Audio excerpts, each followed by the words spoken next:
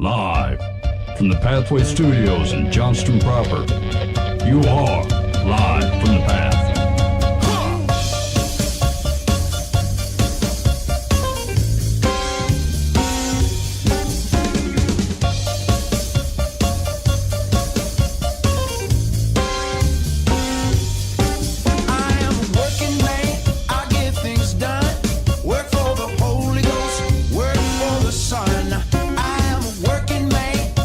You're listening to Live from the Path. We're coming from the Pathway Studios here in Johnston proper.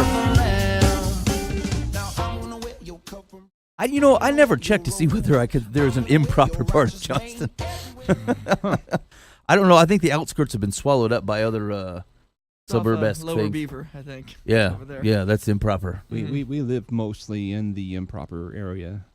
Oh, that's true. Yeah. That's true. Where the broadcast studio as well as Dan's house are in the improper area, Johnston. Yes. Yeah, all right, fair enough. All right, here we go. We got going on the show tonight. Hey, so I came across, I don't even remember where I saw this article, but it was it was on, it came up in my news feed. I started using the Google News app. I mean, I get some weird stuff that shows up there. Greg Hudson, what do you use for a news app? No, I just have a series of 12 websites that I go to daily just to kind of double check some stuff. So I decide the side. I don't let Google tell me. Oh, you don't use a think. curated list. You No. go through and pick stuff out. Okay. I do. Okay, fair enough. Dan, how do you take in the news? I'm a little on the radio, little on the. I'm more of a Fox News guy than like a CNN guy. Right. Because I get mad at the CNN people, and I sometimes get mad at the Fox people too. But yeah, I'm mostly probably radio driving around. Okay. And some stuff on the Everyone gets mad at the webs. CNN people. Everyone gets mad at the CNN people. Yeah. Yeah, okay. All right, fair enough. So anyway, an article came up, and it was the title of the article was "Why We Need to Challenge the Culture of Monogamy." And I thought, boy, I didn't realize this was a discussion that was going on out there. Mhm. Although I swear that I saw something very similar come up either last year or like 3 years ago, like a strong discussion about this. Yeah. And so I started perusing the article, and I have some strong reactions to it, as you might imagine. But I was just interested in your guys' thoughts. Are there any things to seed here, or basically how do you react if you were talking to someone, let's say coffee shop style, and they said, "Hey, check this out. Here are my thoughts on monogamy." Good friend of yours. Like, I don't know. How do you react to such a thing? So, well, I'll read the article, and we can kind of talk through the premise and see if we can glean some wisdom there. Sure. And then what else did I know. So we were finishing a study in Access last week, and there was something just like it was almost a throwaway thing that happened with Paul. He's on his way to Rome, and like this is after they get done kind of crashing the boat and make their way onto land. And they're walking up. He's walking up on his way from like Naples up to Rome, and the brothers that are in Rome like hear about him, and they come to visit. And like it was super cool though, because he says they come to meet him, and it says, and Paul was encouraged, and then he just kept right on trucking. And it was like in the grand narrative acts, it's like a very small thing, but like I kind of hung on that for a while, and I walked away with like two major things that I thought I need to do more of, and have a kind of a greater reliance on in relation to that very thing. And so I'll talk about that too, and see if you guys can let me know, like, does that ring true for you, or do you feel like I'm pulling too much out of something small? But we'll hit that briefly, and then we do have some advice from Dear Life from the Path. People got problems. I did not peruse them, but we'll see, pull some stuff out of the old mailbag, and we'll see what happens. Okay, right on. All right, so anyway, let's start with this article. So this is from Vice.com. The title of the article was "Why We Need to Challenge the Culture of Monogamy. Relationship norms are so pervasive they've led to flawed science." It says this: as someone who identifies as polysexual, and I'm not Greg Hudson definition.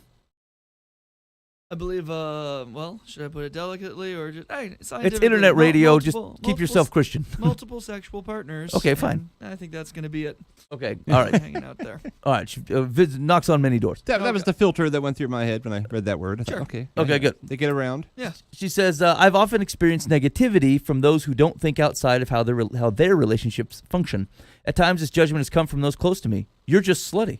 Or your man is okay with that, really? are things I've heard over and over again, not to mention the times people have tried to rat me out to my primary partner for what they think is cheating. Because of these kinds of reactions to who I am, I've always felt that our society isn't built for people like me. And according to newly released research, it turns out the norm of monogamy is so pervasive it extends past the realm of our social interactions and into the field of science. Oh, these people just want everyone to be polyamorous is one of many negative sentiments researcher Terry Conley of the University of Michigan heard when she submitted a study for review that contained positive findings about consensually non-monogamous relationships. When researchers present results that show that monogamous relationships are better than non-monogamous relationships, they are perceived as less biased and as better scientists than if you have the nerve to present data that shows that non-monogamous relationships are better. Conley, who studies gender and sexuality, told Vice, if you do that, you are perceived as being biased and a worse scientist overall.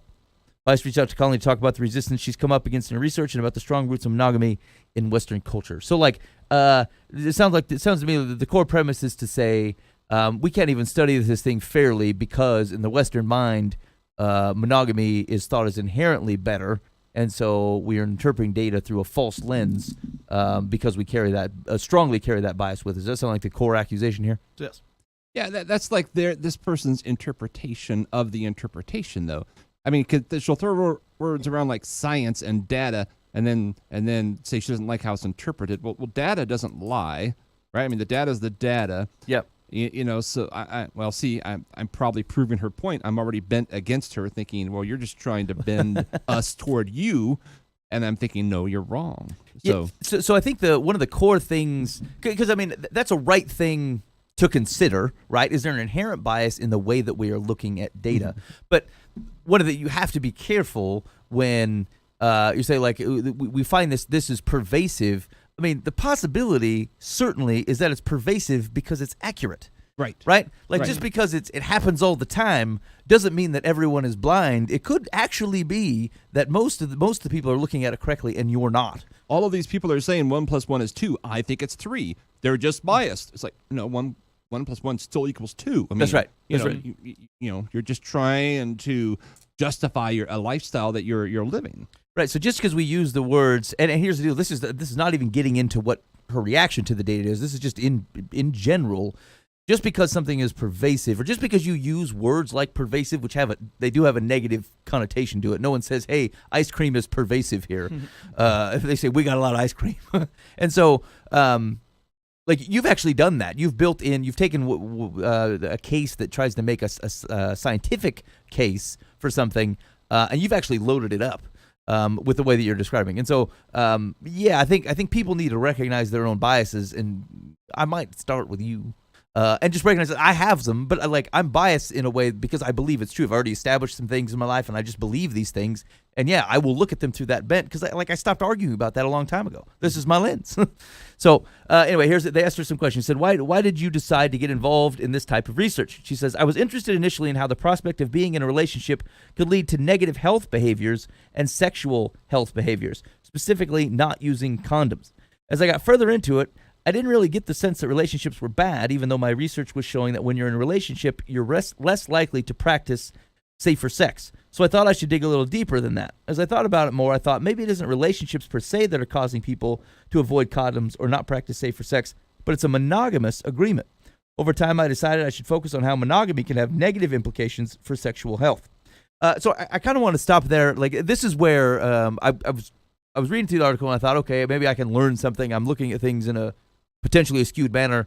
And then I got here and I frankly couldn't get past this premise. Yeah. Did anything else jump out at anybody? No, I think the evidence that she brings forth that, what does it say right here? Even though my research was showing that when you're in a relationship, you're less likely to practice safer sex. I think this is going to speak to the heart of what we're going to talk about later on the argument here.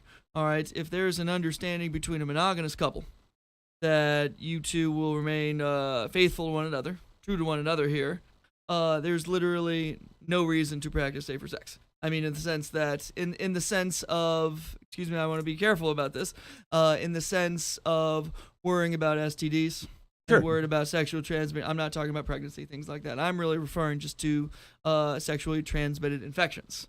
And barring some extreme circumstances, I mean, we have always heard about blood transfusions, things like that go on awry, and diseases can be transferred in that way. But basically, for 99 out of 100 people here, if you're in a monogamous relationship and neither of you have an STI to begin with, you are less likely to practice safer sex, but that doesn't make the research valid that you're doing regarding that. So that kind of jumped out to me. Yeah, so and I guess I would even challenge in that situation that we'd even stop using the term safer sex. It's not unsafe. Yeah. Right. It's not unsafe for my wife and I to have unprotected sex.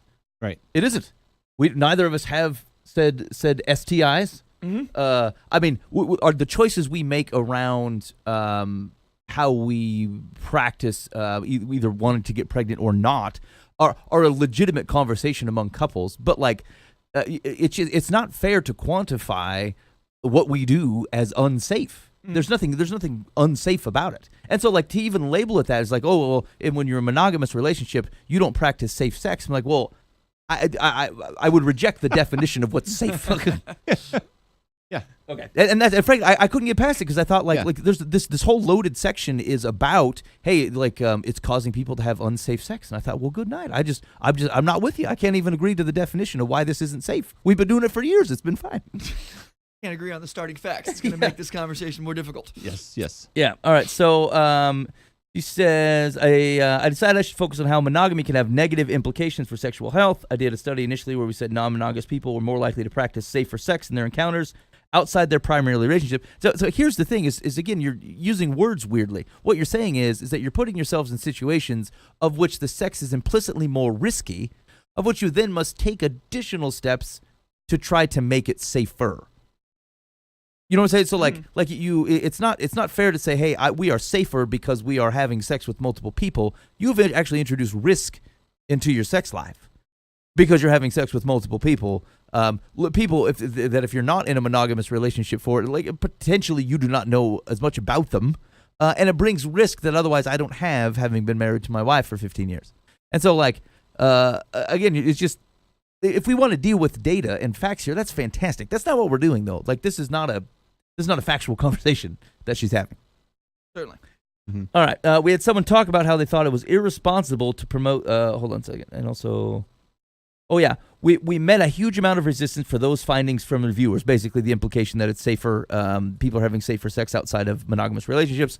We had someone talk about how they thought it was irresponsible to promote this. We had someone talk about how we know gay male relationships deteriorate into non-monogamy. We're like, deteriorate? That's a really loaded word. Yes, I feel like you'd be familiar with the loaded words.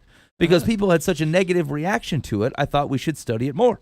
We continued to find a level of animosity in reviews that was unparalleled by other research I've done, even that on other sexuality topics. And so again, if you're saying people are having such a negative reaction, it's because you're not really telling the truth here. Mm-hmm.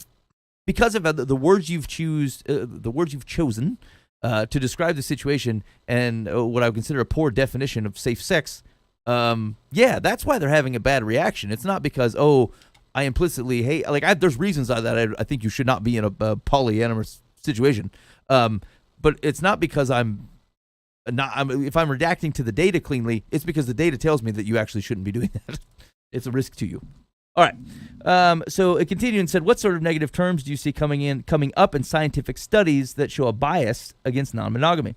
So I don't think anyone was intentionally being hostile. It's just they were created with a monogamous frame. There's the one thing I can agree to. Mm-hmm. Yes, they were indeed created, and they do have that bent in them. Literally created. That's what I'm saying.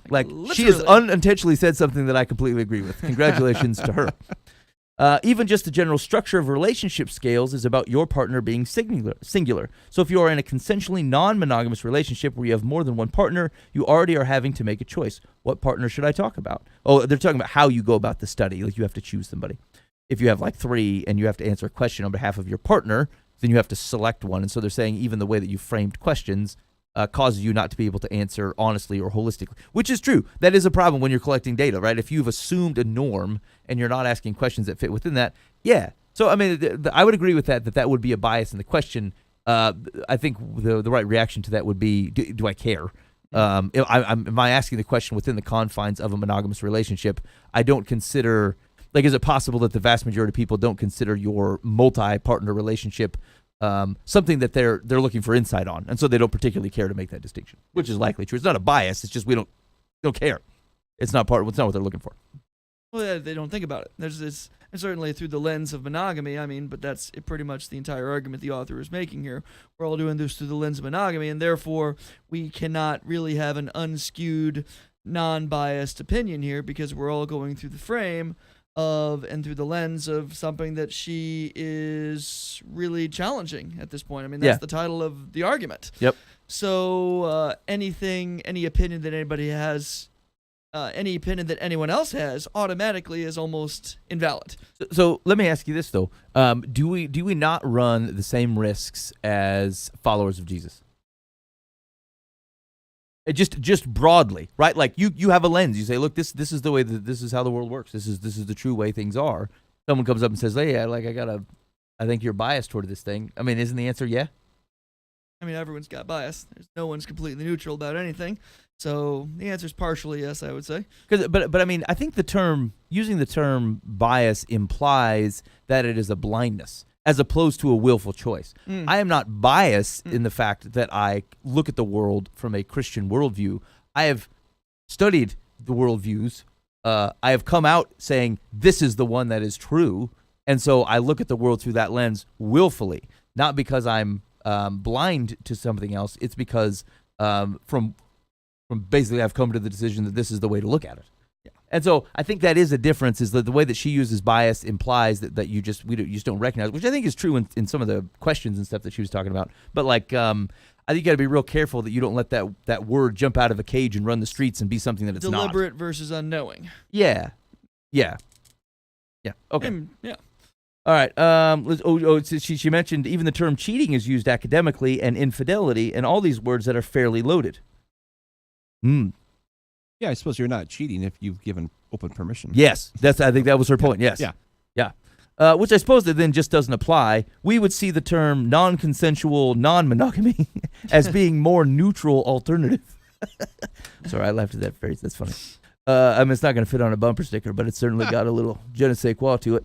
No doubt. There's also the offended party who would have been cheated on. I just felt like we're not approaching the topic of cheating very scientifically if those are the words we're using. Also true, again, if you're asking from a scientific thing, the cheating implies an emotion. It implies a reaction to the monogamous relationship that maybe didn't exist. So, there is something here. The question is whether it's relevant to the conversation and whether anybody cares. She seems to be thinking in a non-scientific way, though, in this sense. I believe the argument that she's making is that she's hanging out with one of her non-monogamous consensual partners, and then someone sees her out at a bar and is like, hey, what about Jimmy? Yeah. All right, hey, what about Jimmy? You're cheating here. So when she's like, hey, we need to talk about this more scientifically, the situations and scenarios that she's describing are fundamentally non-scientific because they are social interactions when drinks are afoot. But I think she's saying that as relationships are studied, we are asking questions that otherwise exclude her from being able to answer correctly. And so, here's what's difficult. It's like if you're somebody who's created such a jacked up framework in your circumstance that then the questions no longer apply to you really. I'm not sure that's the problem of the normative questions. Like you seriously can't word or gather data with such a wide open frame to not have a parameter. Like you can, if you're going to gather data like that, really what you're saying is like, hey, look, we want to hear from people who fit this criteria.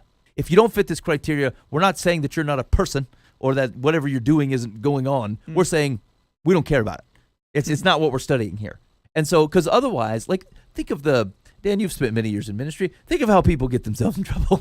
Right? Yeah, Think of the wide range here. And so, you'd never be able to ask any qualitative question. You'd always just to be the question is, number one, what the heck were you thinking? What did you do really? And then there could be a crazy expanse of answers. And so you just can't gather data that way. And so what she's saying may be noted. I'm just not sure it's all that relevant or that it's not intentional. People aren't saying, I want to know everything. They're saying, look, we're asking questions about monogamous relationships. So she wants to clarify the questions better, right? I mean, like Yeah. she doesn't want to say, "Have you been cheating?" She wants them to ask, "How many partners do you have?" or something like that. That's right. I mean, right. you know, and so she's really spending a lot of time being hung up on that when it's like, well, so, you know, I feel she's also trying to. I think she wants to, besides needing some validation, I think she also wants to have her feet in multiple doorways here, in the sense of this. When you're dating in the world today, chances are you got multiple partners. You got multiple people you're dating. You're dating this person, you're dating this person, you're dating this person here. If you go on a date and sleep with someone, and then you go on a different date, sleep with another person here. Yep. In the casual dating sense, you're not cheating on anyone. I Right. mean, that's I mean, in the worldly sense, that's just not happening. That's because just you're not committed to yeah, one. it's That's just- right. Yeah. Committed to you. So it sounds like she just wants to be dating, but then she wants this label. Well, I still have this full-time life partner or whoever it might be. But it sounds like all she really wants to do is date. All right, with one of her dates being a little bit more significant than another. Just so you can answer the questions that they're asking on the scientific surveys a little bit more clearly. What? Yeah, I mean that's the Okay. core. That's core of the I mean, concern, right? She's saying yeah. basically how we collect data does not Certainly. represent me or people like me, and so you will always. Now she's right in this. You will always then collect data that reaffirms a position that doesn't include that perspective. That's true. That is true, and it is a risk on how you collect data, and so it is a completely reasonable question of is this a relevant distinction? But you have to be willing to accept that people will come back and go, no, we don't actually care to know the details of that within the types of things that we're studying. Well, especially, I mean, I think practically, this is what I'm speaking about. Practically, in a realistic and a very straightforward fashion, what she's describing is exactly what I described. You just want to date a lot of people and maybe call one of those dates that you've been going on a more committed relationship here. And yet she wants to add another category and have research and data to really study this kind of category that Yeah. she's discussing. That's right. When this, practically speaking, it already exists. It already exists. Yeah. I just like to go on dates with lots of different people. Yeah, I mean, so and this is kind of her niche. Like she's like, well, we want to study it more, and we want to ask the questions. Okay, great. I don't know that causes me to say I need to rethink monogamy. She just wants to be considered more mainstream. Yeah, Seems to be her issue. You know, she doesn't want to be the lower end of the data. yeah, or the ignored party, the party that says, look, we actually don't care about your situation. It's yeah. Now here's the thing. I think we can get that. I could totally get that, right? Like everyone wants the thing that you're doing. You don't want to feel like you are outside of the norm. Yeah. So I totally get that desire. I mean, one of the questions you have to reasonably ask yourself is like, hey, am I outside of the norm? And am I reacting to that in the proper way? Because like, I mean, sometimes that's perfectly cool, and then sometimes like the norms are good. Like the norm is at the right barometer, and you're a little bit outside of it, and maybe it should cause you to think about what you're doing. And like, I mean, that's your life, brother, to react to how you want. But like, it's what you can't do is you can't. You're not going to change the norm really, unless you're trying to say we just want to be represented in this. But like, people are so niche. Like, there's people are so unique in how they sin and how they serve and like all kinds of stuff. Like, you're just not going to be able to represent everybody and all their uniquenesses in a data set. Like, it's just like there's nothing that expensive that covers the amount of eccentricities of people. She said, sometimes I've felt like people, or here's a question to her, sometimes I felt like people think there's a finite amount of love that you can give. That's to say they think that if you're seeing or sleeping with someone else, that means you love a primary partner less. And the reaction was, I'm amazed that we're generally finding that non-monogamous people are doing a little better in relationships. These are small sects, so I'm not saying that it's a way to go for everyone, but it's really kind of amazing given how much stress there is on any sort of non-traditional relationship. You've got stigma, you don't have a lot of norms to adhere to throughout the course of the relationship. Non-monogamous people are still doing well in these relationships, and they're happy. If anything, it's a sign of resilience among those communities. Again, so I got stuck here again. Go ahead, cousin. What'd you laughing at? Oh, no, continue, Bar. So I got stuck here again because, like, I was super interested in this part. He says, "Oh, they're doing well. Great. What do you mean? Like, how do we gauge well?" And that's it would be a hard thing to say. Surface level. That's right. It would be a difficult thing to answer. Ignore monogamous, non-monogamous. It's just like for people, couples are doing well. Like, what do you mean by that? Like, how do we gauge how people are doing well? Because that'd be super interesting. And like, there isn't anything qualitative here to say like, hey, there's an index that says their amount of jealousy or their comfortability with their partner hanging out with someone of the opposite sex or like whatever. Maybe I care about maybe I don't agree or disagree with how they measure it, but like I actually don't even have a concept of how they're measuring it and how we came to the conclusion that actually it's better. Oh, it says right here, doing a little better in relationships. Is that not quantitative for you enough? No, it is not. No, it is not. It is not quantitative enough. It says right here, a little better. Maybe they just asked a guy. They're not getting in arguments because they're just talking about the weather and Will and Grace. I mean, they're surface level relationships, and you rarely have real problems with surface relationships because you just go the other direction. There's some conflict. I guess I'll go have sex with this person. That's right. You can just move on. Yeah. You don't have to resolve that. And by next week, you've forgotten about it. You can have lunch again, and it doesn't matter. And it doesn't feel like a break because you weren't committed to them anyway, really. Exactly. Mm-hmm. So I guess that would appear to be better. Okay. I don't know how much of a long-range longitudinal study that we've done on this particular subject, though. So this little better still seems a little shifty. It does. I mean, it's just like you asked a guy, say like Mary and Brian and Ted and Craig, how do you think your relationship amongst each other is doing? And they're like, well, a little better than Greg. Well, then check it off. I'm Data. Hopefully they've got something. But like it was at least grossly underrepresented here. It would be interesting. It would be super interesting to read. I'd be interested to see like how do you even measure their sense of how well they're doing, and like and if you're awarding extra points for not having norms and for there being a stigma to it, like that's not really fair. Like if you're saying, hey, we want to make sure that this is properly represented, and because we agree with their plight, we give extra points. It's like Mike scoring on Secular Solomon. Like this is not a fair scoring system. All right, I'm gonna skip a bunch of the stuff in the middle unless anybody had anything that they had read in the article that they loved. No, it's all right. Okay, and was this concept of monogamy being ingrained in Western culture? Does that come from religion or this idea of paternity? She says, I think it definitely comes from religion, but the interesting part is that it affects people who aren't religious. We as a culture are brought into the Judeo-Christian concern with paternity, and that has sort of fed into a culture of monogamy. But now people have a problem with extricating themselves from that culture of monogamy. It has become so pervasive that taking religion out of it by someone not being religious doesn't really take out the bias of monogamy.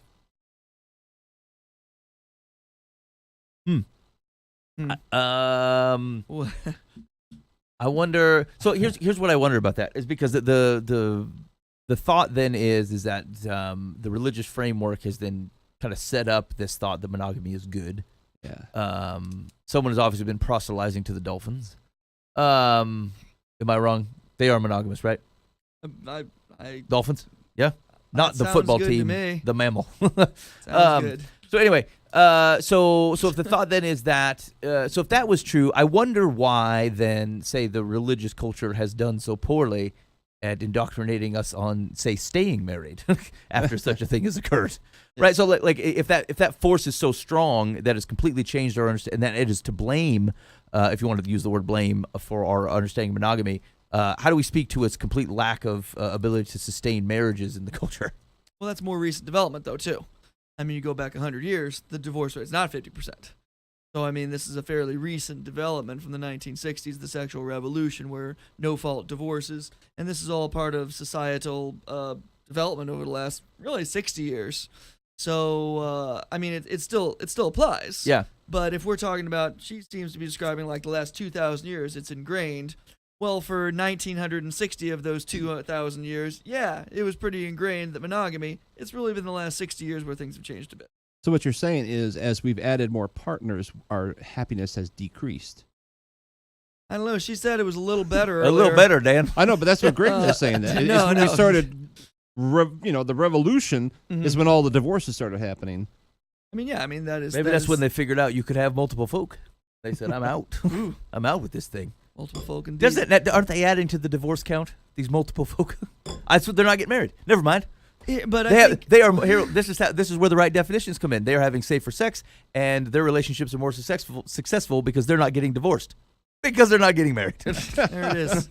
There's a distinction. I was reading the article. I don't think she used the word polygamy one time. No. She is polysexual, Uh-huh. but she didn't say polygamy here. Right. And I think we have two different things. If we're talking about monogamy, there's two different ways to go. There's the monogamy and polygamy. Yeah. But she's not talking about that different dichotomy. We're talking about monogamy and polysexual attitudes, just multiple sexual partners. It appears that she's not about the marriage. Like that's not Right. what she wants. She wants, I don't even know. Ben, Dan, what do you think she wants here? I mean, besides the data and she wants to be studied. All right. I think that's that aspect. What else does she want? She just wants to feel good about her life choices of having sex with everything she can have sex with. Yeah, It reminds me of an article that came out just a couple days ago on FoxNews.com of a gal who was celebrating breaking away from purity, and actually it seemed like I had read that a couple years ago too, but it was dated 2 days ago. So, and it was just this great celebration of this religion has suppressed us and made us shame. It's a culture of shame, she kept saying, and how shameful people felt until you had to break through that and you didn't feel shame anymore with multiple partners and outside of marriage. So I think they're kind of related there. She just doesn't want to feel the shame, the guilt. I mean, perhaps, but that would be from other people here.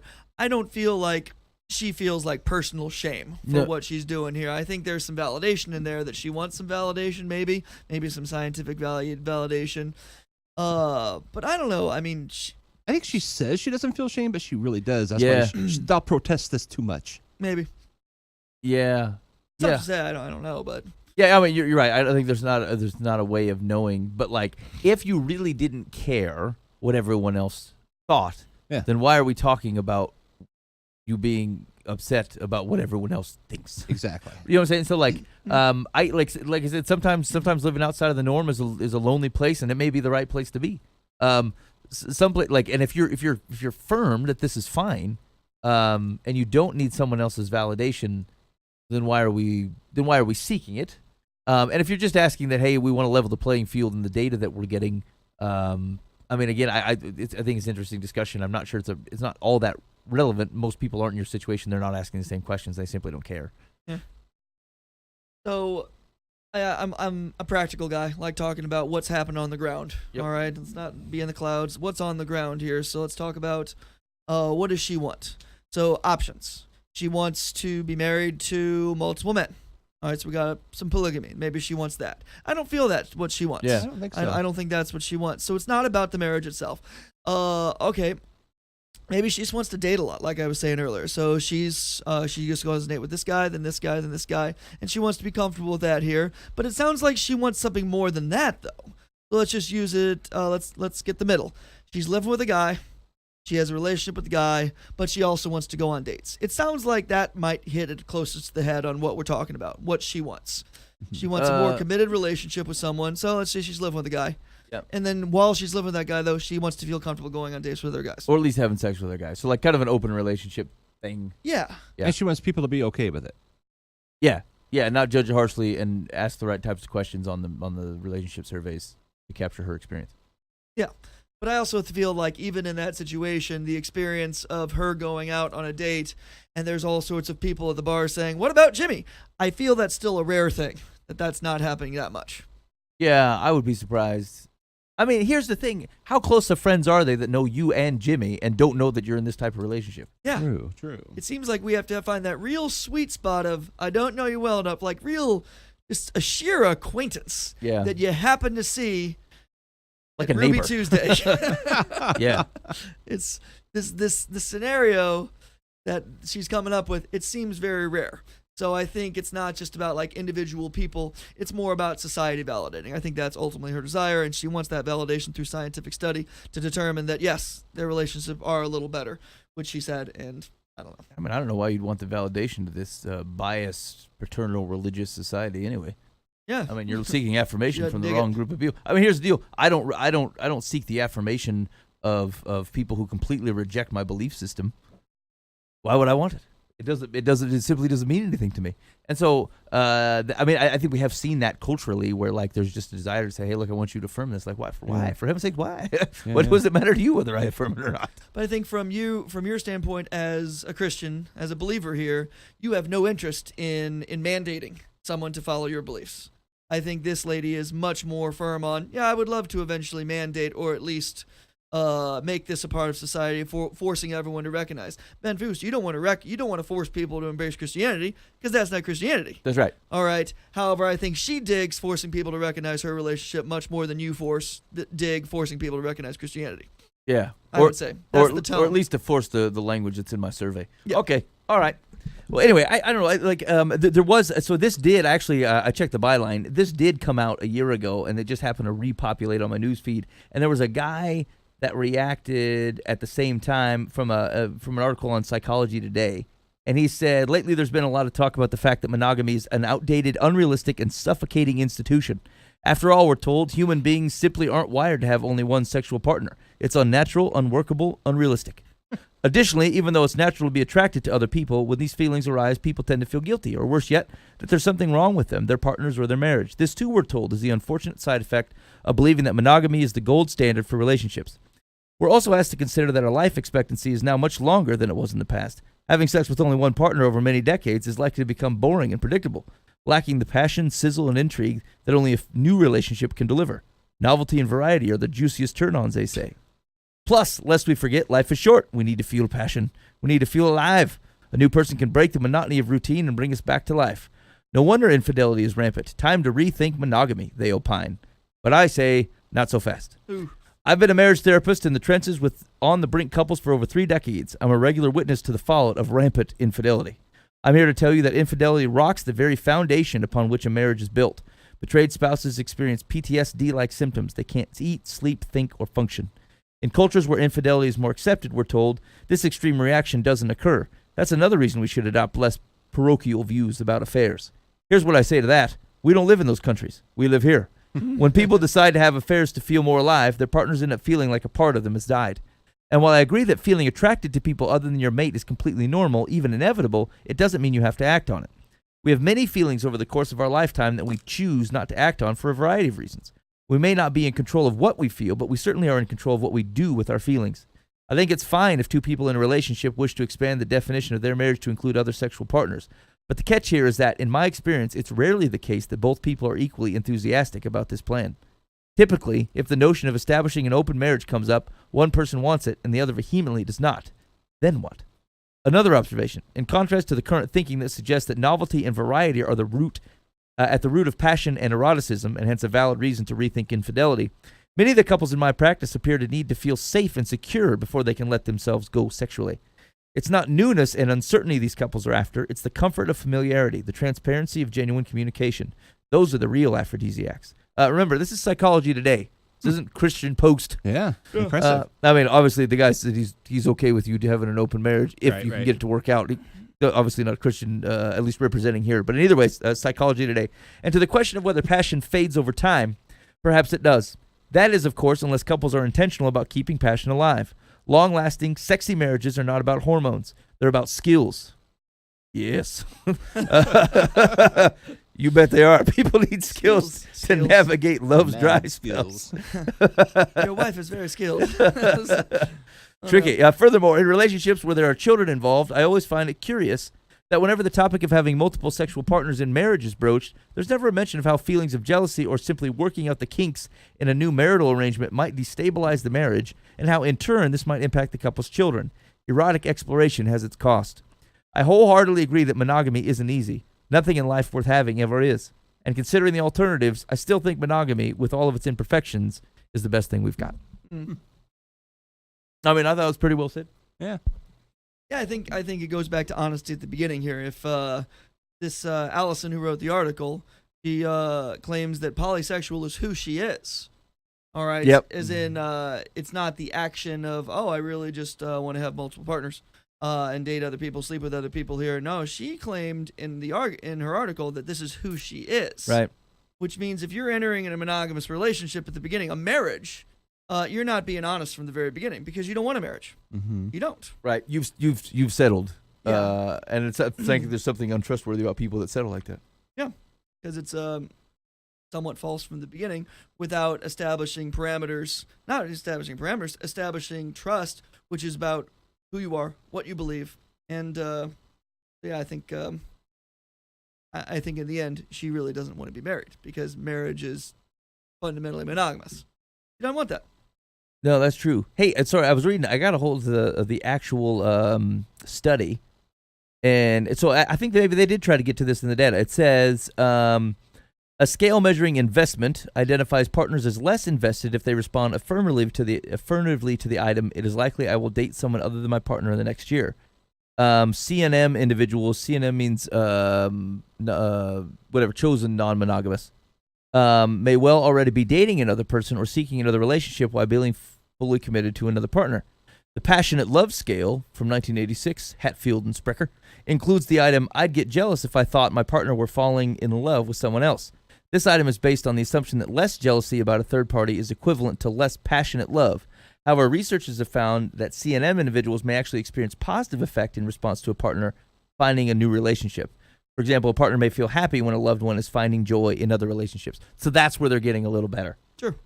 So if they can feel where I might be upset to find that my wife may be seeking the company of other fellas, they would be like, oh, well, at least my partner is happy, and that makes me happy. So they're a little better than me. I'm dealing with mine unhealthily. That's the assumption. Again, I just feel like you've turned reality on its face there and kicked it a couple times. And plus the jealousy data. I don't know. I don't know. I don't like. What's the implication that jealousy is implicitly bad? Because what it says is that like I care about something enough that I do not like it when it is being when someone else is taking it from me, or that I do not get to benefit from the thing that I expect I would. I suppose that there's some inherent selfishness to it, but I don't know that that's particularly bad either. That's the nature of the commitment. All right, I'll have a look at more of the data. Fredo. Yeah, that's it with that one. I don't have any other respect. I don't know. Overarching. Oh, okay, so wait. Go back to my original question. Someone comes up to you, good friend of yours, and basically says what our friend Allison has said. I don't know. What are your reactions over for coffee? For a personal life decision? Yeah, personal life decision. Say, they want more scientific data. No, yeah. They don't care about the data. They're just saying, hey, look, here's the deal. I think this is the right way to go. Your marriage is fine. I'm glad that you love it, but like, I really think this open thing is the way to handle it. I think I'll be more happy. I think it's a little better. Are they already married or not? Or they're a single person? No, single person. They've just decided things haven't been working out, and they think it's because they've been trying to overcommit. They just wanted life a little bit better. It's Dan, you're welcome to start if you want. Only because it's just I'm trying to picture a possible scenario where this will come up. It seems rare. However, Dan, what do you think? Well, I would tell them that God put principles in place to protect you, and you may not be smart enough to see that right now or understand it, but you will be ultimately much happier in the long term if you follow God's standards and go monogamous. Yeah. Monogamous. I think, and that would be the certainly the Christian answer. That would be bad. Yeah. If it's a non-Christian person here. Well, I'd tell them they need Jesus first, and then. Well, yeah, absolutely, within that context. But I'm just thinking, just for the sake of things, just from a purely worldly standpoint, it's. I'm really having trouble thinking of what this person wants. So they're gonna come up to me. Just this random 24-year-old. I just want to share with you about my life, friend Greg. All right, friend Greg, here's what I'm thinking here. I'm not seeing anyone right now. I'm not married, never been married here. But here is what I really want. Yeah, here's what I'm thinking is going to work out best. All right, I want monogamy, but I don't. Okay, I want someone who I can love and trust completely. But I want to... I'm not going to use the word cheat because Allison doesn't care for that term. That's right. But I want to have an open relationship and sleep with other people. All right, while I'm doing that, while I'm in this committed relationship. Yep. I will probably say what you are desiring is very unique, and what you are desiring is nearly unobtainable. All right, the chances of you actually achieving what you really want, like very, very specifically. So, I mean, if I'm worldly Greg, I'm just like, why don't you just date a bunch of people, sleep around? I mean, that's what worldly Greg would say. Okay, fair enough. Hold on. I'm just saying worldly Greg here. All right. There's ways of doing this. Yes, exactly. I mean, it sounds like that's what you really, really want. And I would probably say, it sounds like you just want to sleep with a bunch of people. So why don't you just go ahead and do that? Now, that's worldly Greg. Actual Greg would say, this is not a good idea. This is not the best way to proceed, only because, Dan, the kind of things you said. First off, let's just focus from a safety standpoint. Let's start from that if we really, really want to focus. They have from safer sex, Greg. Because they're not in the monogamous relationship, they have safer sex. More condoms. You forgot. I did not forget. You forgot. I Safer. felt that was a semantic differentiation and distinction that I soundly reject. As do you, Ben Foose. No, I do. I was talking to Worldly Greg. Oh, Friend exactly. Greg. Hey, I'm back to regular Greg now. Okay, sorry. Regular Greg here. Regular Greg is saying, per certainly what Dan said here. I mean, Jesus is the obvious answer here, but also, it's not a safe. It's not a safe world you're living in, and therefore you have to take actions that are safe. And just freely having sex with loads of people, that's just fundamentally not safe. And that's something that worldly people and non-worldly people and Christians could agree with, right? Yeah. Right. Yeah. I kind of look at the whole thing a lot like the hurricane thing, right? There are godly principles put in place for purity to protect us. In a hurricane, you have government officials saying all kinds of warnings. You need to evacuate. You need to get out of your house. You need to protect yourself. You need to, they're given specific advice. And there's all these people laying back going, I don't think I really want to. I think I want to go my own way. I want to stay home. I think I can weather the storm. Whatever it is, whatever the reason is, they ignore all the advice.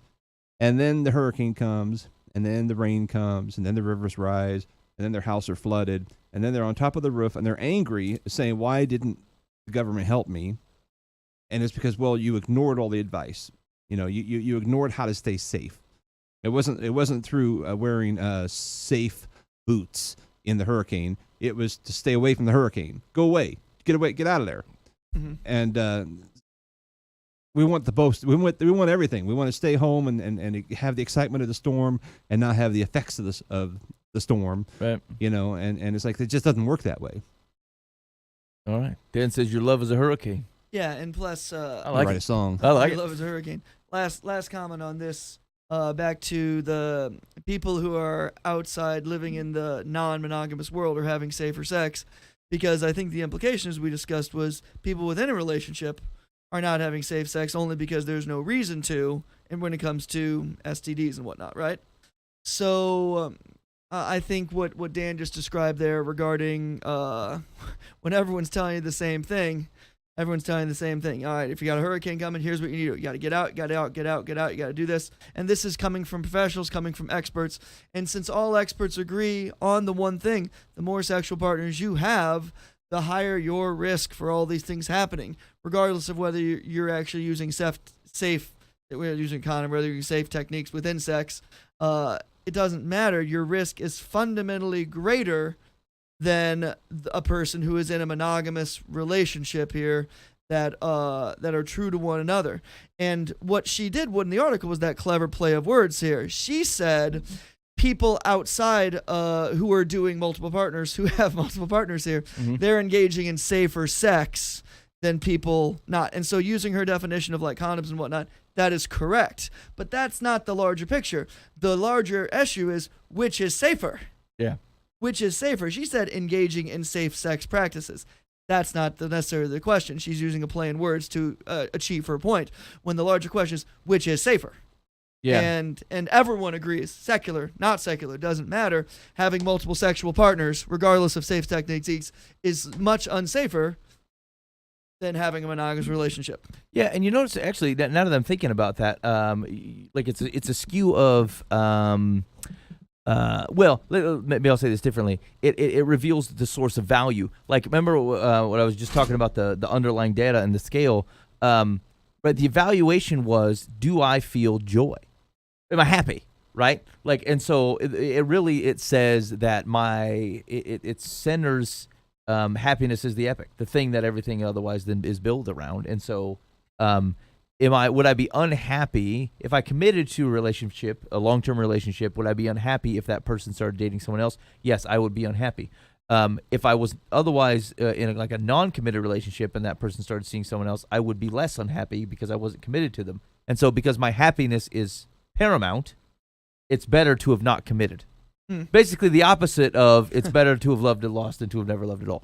It's the opposite of that. It says it's better not to not take the risk, because then you will be more happy because it won't bother you so much that the person that you weren't committed to is stepping out on you. You find yourself often rejecting Bill Shakespeare? I do. Good. I do. All right. And this affirms that. I guess, and I suppose then that makes sense, right? Like when you make that, when that's the center, I mean, it seems screwy, and it denies that there are. I think it mischaracterizes our understanding of what happiness is, right? Like it says there's no such thing as a mature happiness, right? That there's not an inherent happiness in a sustained relationship. And here's the thing: is they would never know that because you didn't commit to it. Like it's the sustained benefit of monogamous relationship on like internal peace and happiness, on being with the same person for 40 years. They will never know because they reject that it could be better, and they don't trust the opinion of the person who says it is, because they're the one that sells. So like it's actually unanswerable. Like you are. It's two boats clashing in the water, of which you cannot resolve because both of them mistrust it. I would mistrust the other side and say, look, you didn't try this, so how can you tell me that it's better? That seems risky. And they're like, well, yeah, but what you're doing is stupid. This is much better, and they wouldn't know because they didn't try what I did. Difficult. And here's the deal: a Jesus worldview solves that, because then I say, look, Jesus knows better. I don't have your opinion is irrelevant to me, and this solves the problem here. But like where you can't agree on that, you're like I said, you're throwing boats to water, and like I don't know that resolves itself because they're inherently conflicting, and never the two shall meet. You're never going to know because you went the one direction rather than the other in your life. That's right. It's just That's right. It's going to be impossible. Yep. All right. Good. We're changing the world here. Let's go to some advice. Dear Life from the Path, there's this woman I've known since I was a child. She's a Jehovah's Witness. I'll call her Beatrice. Good one. She comes by my house every so often to share pamphlets and talk about her religion. She's a casual friend of my mother's who I live with, so I feel I have to let her inside when she's at the door. If it were anyone else, I'd say a polite, no thank you, goodbye, and shut the door. But because it's Beatrice, I'm roped into listening to her spiel. More often than not, Mom's not even home when Beatrice comes over with her pamphlets because they work similar hours. And each time I find myself trapped into listening to her jabber away while I politely smile and nod. Not only am I non-religious, but I am a member of the LGBTQ community. And I know for a fact that Beatrice shunned a family member after he came out as gay. I don't want to keep pretending I'm interested in listening to her script or even talking to her in general. But I also don't want to ruin my mother's friendship with her by offending her by being honest. Is there a polite way to tell Beatrice that, with all due respect, I don't want to hear about her pamphlets, and she should come by to discuss them only when my mom's home? Or must I continue to smile and nod politely like I always do? Yeah, I mean, I felt like you did all right here. Yeah. If you don't want to talk to Beatrice, don't talk to Beatrice. Say, look, I'm not interested. Right. That Yeah. doesn't seem like a problem. It's not. Yeah, that's not on you. I mean, here's the deal. Beatrice probably doesn't think highly of you already, so I mean, it's not. I wouldn't be worried about offending her. Yeah, exactly. And frankly, are they different pamphlets? How many different pamphlets does she have? She have a wide variety? The Watchtower. Watchtower has magazine, yeah. So many pamphlets. Yeah. Like every month there's new one, isn't there? Watchtower. Yeah, that's true. They yep. put Jesus is printing them off in San Jose or wherever, somewhere in New Mexico. They're getting after it. I wouldn't. I mean, all other things aside, I wouldn't sweat this. Look, if you don't want to talk to Beatrice, just when she knocks on the door, say, "Look, I'm flat out not interested. My mom will be home at 6. I'll see you later." Yeah. It's time to go ahead and come out of the closet with your friend. Yeah. That'll take care of it. Yeah. There you go. Come out of the closet as in come out as gay, or come out of the closet that you want to not talk to her anymore.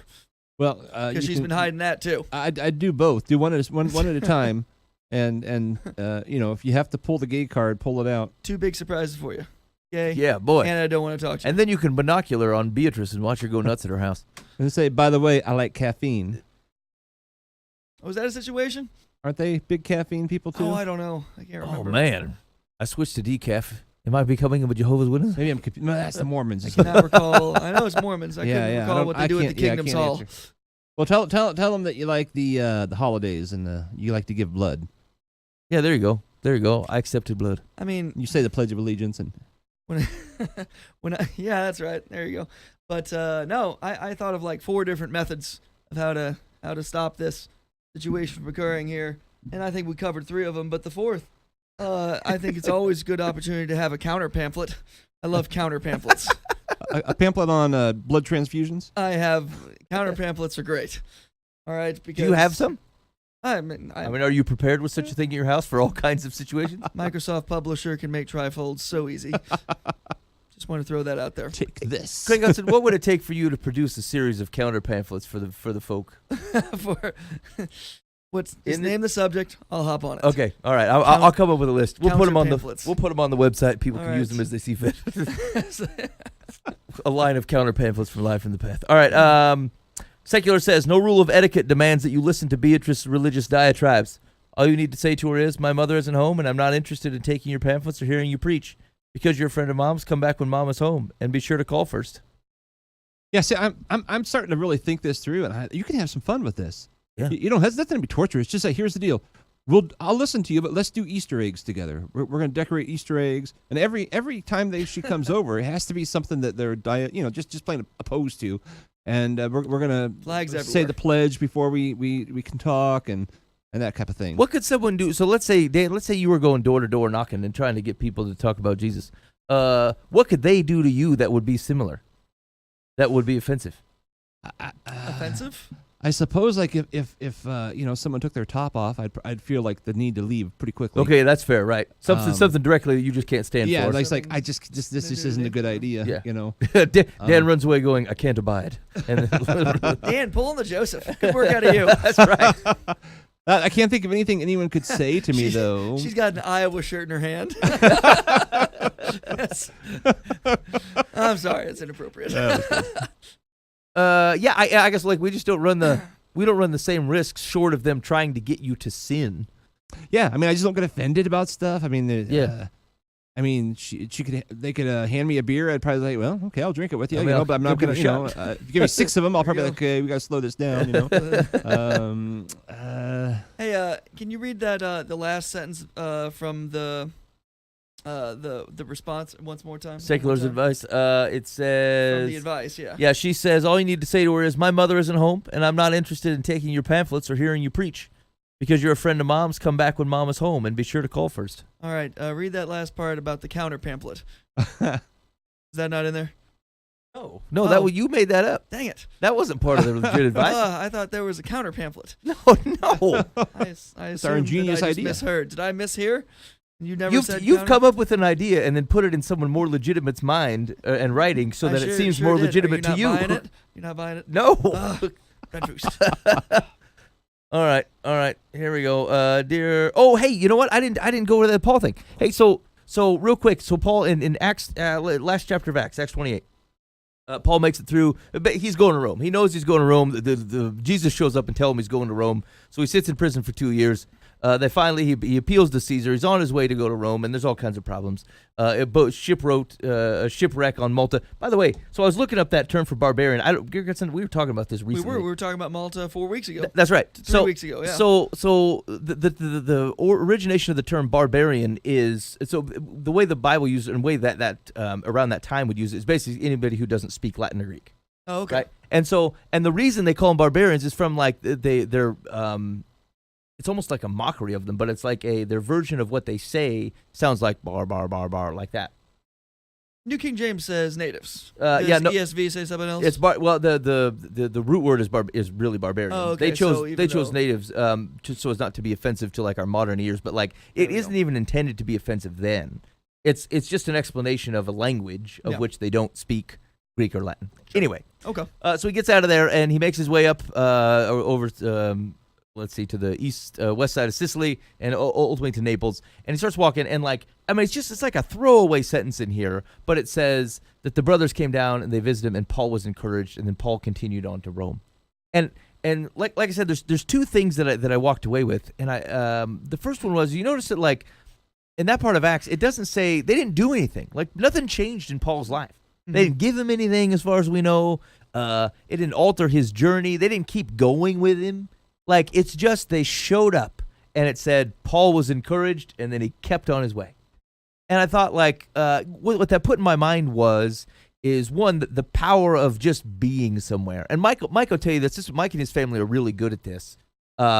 and he's told me this like multiple times. He's like, look, we're the Pleasantville Foos just show up.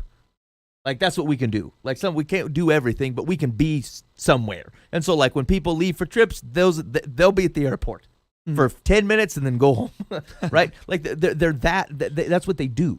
And so, like, there's something just very strong about being there. And, like, I think I've always have in my mind, I kind of have this expectation is, like, I don't have anything to offer, really. Like, people have friends around, they got family around, and like whatever the various situations. Like, what am I gonna do? I'm gonna show up there and like, well, you're lucky Ben's here.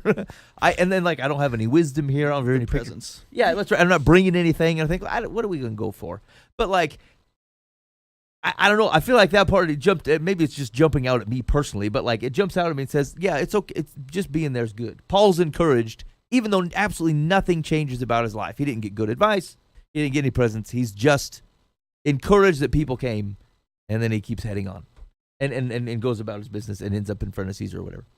And the second thing is well, I suppose it's coupled that. One is to be there, and the second thing is like it doesn't take much and you don't have to do much always. Like I think sometimes, and this is probably me, I hesitate simply because I'm like, what good will it do?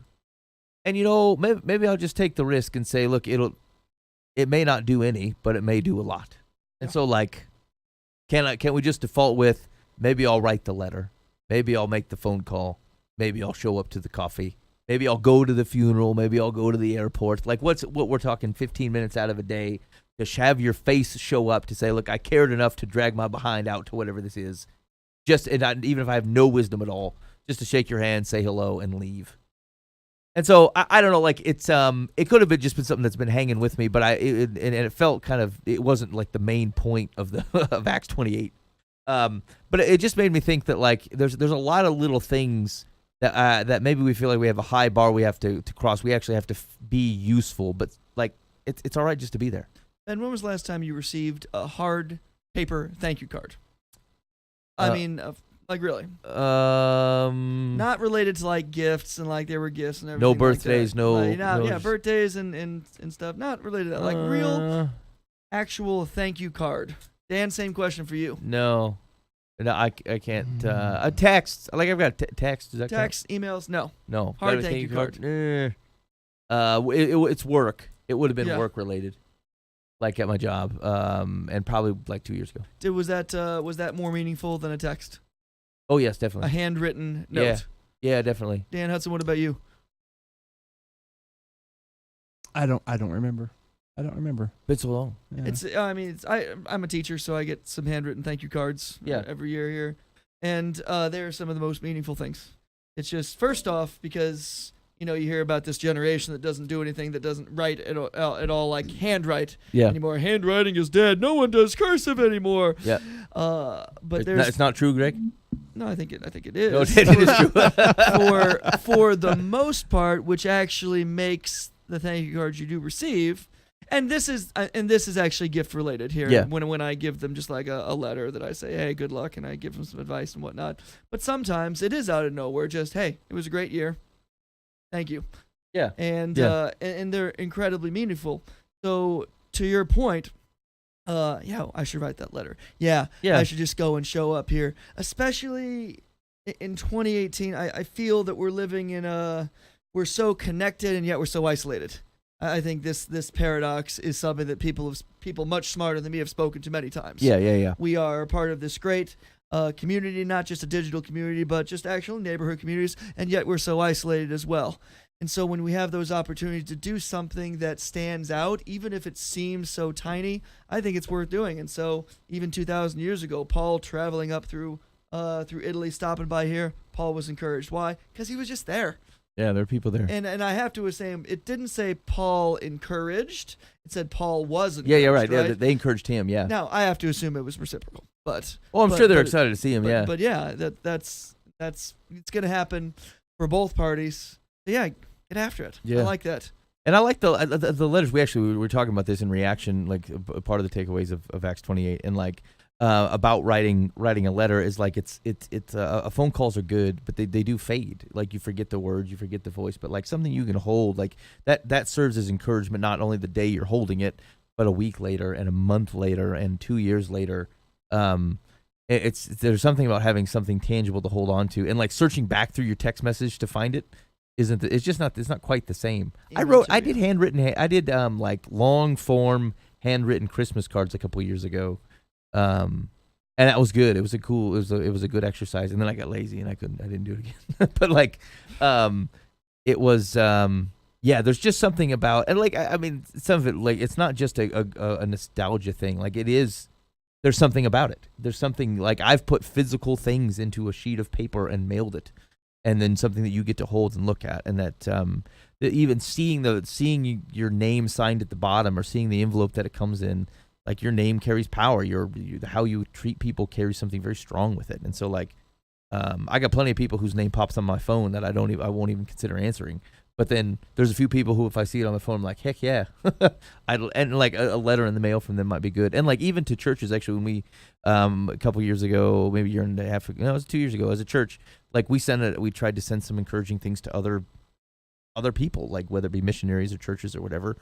Just writing something down and putting and saying, look, hey, we're praying for you. Because like that was I think we were studying Philippians, and like that's what it was. It was an encouragement to another church, and we thought, well, heck, we could do that. We should do that. Mm-hmm. And like, anyway, and those were my takeaways from it. And I thought it was relatively minor in the story, but like I think the implications are pretty, could be pretty impactful.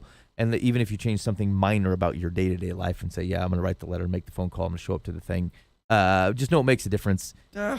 Dang it, Ben Foost. Yep, makes a You difference. have now changed casual Hudson policy. Well, bummer. All right, because the casual Hudson policy, for example, I'll tell you, 3 weeks ago, friends came over, just had a baby. Yep.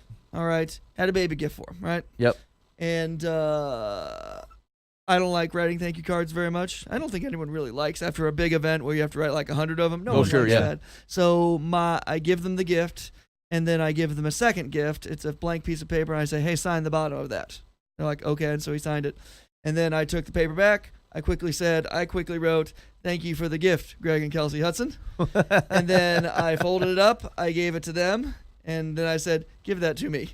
And then they gave it to me, and it said, thank you, Greg and Kelsey Hudson. Signed, Zachary. and it was great because it's a fun little thing here. Yeah. And yet that actually deprives some meaning from thank you cards. I mean, they could write their own. But I would say you invested in that conversation more than most people would, and so you're probably all right there. I'm probably safe. If you're looking for ways to apply, you might let that one go. There's probably other things you can do. That's a Hudson favorite. Okay. Written thank you card. What a great secondary gift. Anyway. All right, here we go. Let's finish this out. Dear Life in the Bath, I'm really upset about something my best friend did involving a cruise that's planned for next February. Because of financial setbacks, we can no longer afford the trip. She went ahead and paid for our cruise. I was so upset I called the travel agent and tried to cancel the trip, but was informed it was non-refundable. So now we are locked into a cruise that's still going to cost us $1,500 or more in other expenses while we are on the cruise. I like to pay my own way and have never asked anyone for help or money. She said it was a gift, not a loan, and I was being ungrateful, so I finally accepted the gift. Now I'm going to have this hanging over my head. It's putting us in more financial trouble, so we are trying to get a loan to cover the extra expenses. I don't think I can enjoy the trip now. Am I ungrateful? She's been my best friend for more than 40 years, and I don't want this to affect our friendship. What should I do at this point? Yes, I agree with Dan. You're ungrateful. Knock it off. So, like, if you have to get a part-time job, put $100 away a month, you got a year, right? Didn't they say it was next year? February, so you got 5 months. Oh, okay. I mean, you can figure out a way. I mean, yeah. I mean, if it really bothers you, sell widgets, have a garage sale. I don't know. Rice and beans, as Dave Ramsey would say. Rice and beans for 5 months, and you're gonna live like a king or queen on that cruise, as it were. Yeah. I mean, 50. I mean, yeah. I mean, let it pay for it if you want to. And how are there $1,500 more expenses on a cruise? I guess I haven't been on a cruise, but I mean, the excursions and stuff. Plane ride there, I assume. Yeah. Just stay on the boat. You don't have to do that stuff. Yeah, the extra thing. You're right. But like maybe it's like Greg saying, the transportation to get there. And they have those stupid porter fees, so everybody's got to pay like those random fees and tips and things. Yeah, it adds up. It's two of them, right? 400 plus 400, so 800 for flights plus. Yeah, it's probably gonna cost another $1,500, maybe. Worst case, 1,000 at least. It's two of them, right? Yeah, that's what it sounds like anyway. But no, that's an amazing. I mean, I agree with you guys. I mean, it's what a great gift, and I have found that, well, actually, no one's ever really given me a $1,500 gift or anything. But if somebody offers that, I believe they mean it. People do not toss around 1,500 gifts lightly. Yeah. Yeah, right. I mean, you've been friends for 40 years. Like, it doesn't seem to be a person who's like intending to actually deceive you and hang this over your head. That doesn't make any sense. Yeah. Yeah, I mean, I accept the gift, and Write a handwritten thank you card. that's right. That's right. Dear, to whom it may concern. Yeah, I mean, like, I agree. It may take some effort to get the $1,500, and that's a bummer. But it's not $3,000 because it sounds like they paid for half of the trip. So yeah, get the job. Get the job. Save on Christmas and then use this as your Christmas present. Like, Oh, there you go. here's the deal: it's like I know in $1,500, it's just not that much money, to be honest. Like a part-time job at the Taco John's, you still come up with it in a reasonable amount of time. And I'm not sure what the situation is, but like, I mean, in a pinch, $1,500 can be come up with. 10 hours a week, Taco John's. Yeah, $100 after taxes, $70 a week. yeah, 10 you're weeks in. is $700, so 20 weeks, yeah. Yeah. It's not fun, but that's what you're building for. Yeah, And plus, it sounds like if you've been friends for 40 years, this sounds like kind of a bucket list trip. yeah, Yeah. Not like in the death sense, but like, hey, we've always wanted to do this together. Let's do this.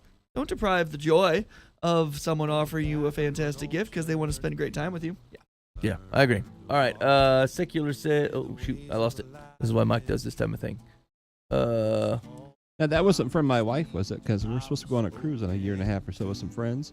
I'd like to know if they paid for our cruise. No, I mean, it does not say. I feel disappointed right now. Oh man, I lost it. Oh, I feel like this is absolutely about you. But one more point on the cruise.